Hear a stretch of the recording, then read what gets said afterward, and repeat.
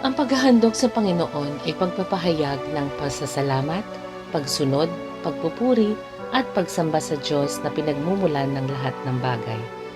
Sa Exodo Kabanata 35, Talata 4, makikita natin na ang paghahandog ay utos na nanggagaling mismo sa Diyos. Ito po ang nasusulat sa bersyon ng Ang Salita ng Diyos o Tagalog Contemporary Bible. Sinabi ni Moises sa buong mamamayan ng Israel, ito ang iniutos ng Panginoon na gawin ninyo. At ano nga ba ang utos ni Yahweh? Sa susunod na talata, talata 5, ito po ang sinasabi. Maghandog kayo sa Panginoon mula sa mga ari-arian ninyo.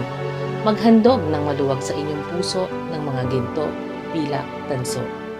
Ang lahat ay nararapat na maghandog, subalit kailangan nating gawin ito ng bukal sa ating puso at may kagalakan sa ating kalooban. Kaaya-aya sa paningin ng Panginoon ang paghahandog ng may pagkukusa at pag-ibig. Tayo po ay manalangin. Maraming salamat, Panginoon, sa iyong mga kaloob sa kabila ng aming mga kakulangan. Turuan mo kami, O Diyos, na maghandog sa iyo ng buong puso at walang pasubali.